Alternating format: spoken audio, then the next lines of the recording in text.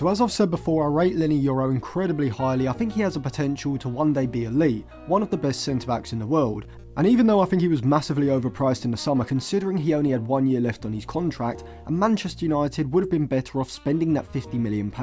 on either a central midfielder, wide attacker, or a left back, now that he is at Manchester United, we have to work out how to use him optimally, and given his skill set, I think there are a number of ways Ruben Amorim can get the best out of him in possession, particularly in the middle third, when United are looking to break down a deep, compact defensive unit. Now, Yoro could be used either as a central centre-back in a back three, or as a right-sided centre-back, and there are benefits to both. So playing centrally when United have the ball in the middle third, I think Yoro has something that De Ligt doesn't, and Maguire has, just not to the same level that Yoro could potentially have, and that is athletic, powerful ball carrying ability. See, against organised defensive units, obviously having progressive and incisive passes in the back line, such as Lisandro Martinez and Harry Maguire, is incredibly important. However, just thinking about it logically, a pass requires two players, the player making the pass but also the player receiving it, and so even if the pass is excellent, if the player receiving it is unable to get it under control, doesn't have a clear and open passing lane from the passing player,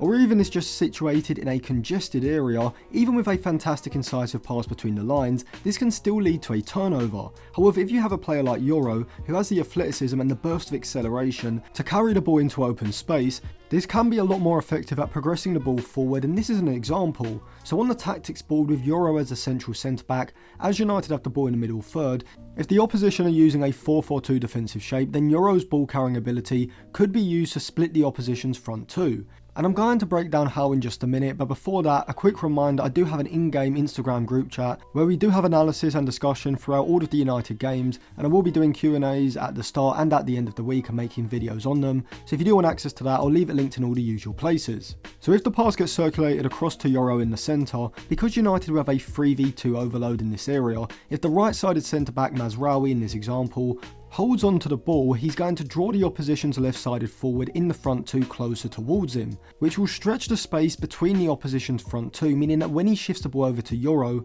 if the Frenchman then initially shapes like he's going to continue the circulation of the ball out to Martinez on the left side, the other player in the opposition's front two is going to turn towards that side, anticipating the pass out to Martinez, which then means that if Yoro quickly shifts his direction and looks to break forward with the ball, the space between the front two in front of him is going to be maximised, allowing him to drive through that space and get goal side. From here, because the opposition is likely going to have their midfield double pivot, at least somewhat following the movement of Mainu and Agate in a man-to-man press, if Agate and Mainu pull slightly wider away from the centre, this will stretch the opposition's central midfield double pivot, opening up that space for Yoro to drive into, with the intention of carrying the ball in behind the midfield line. Ahead of Yoro, if he is able to break in behind the midfield, if the front three then look to spin and provide a run in behind, with Højlund arcing his run around the right-sided centre-back between him and the right-back, with the left-sided interior forward Garnacho in this example providing the same run on the outside of the right-back, and Bruno Fernandes on United's right also looking to break in behind between the left-back and left-sided centre-back,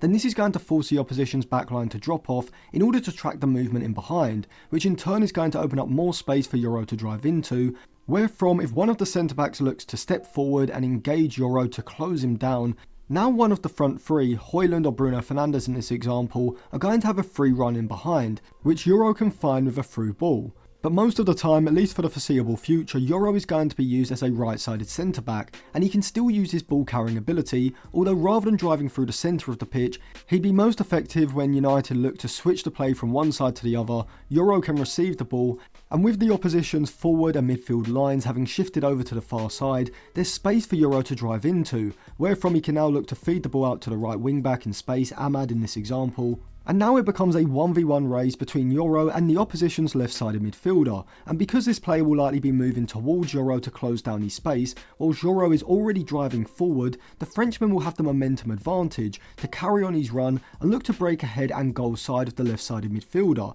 to then provide an underlapping run as a free man between the opposition's left-back and left-sided centre-back, and if Bruno Fernandes or whoever the right interior forward is, holds a central position and restrains from drifting over to that side, This will likely see the left-sided centre-back retain a more central position, stretching that space between him and the left-back for Yoro to use his athleticism to make a powerful underlapping run into, looking to receive the pass in behind from Ahmad and getting into a crossing position inside of the box. And so this is how I think Yoro's athleticism and ball carrying ability could make him a unique asset that Amorim could use in order to break down deep, compact defensive sides, as I've just shown. So let me know your thoughts in the comment section below, and if you want to sign up to the Instagram group chat, I'll leave the Patreon linked on the screen now.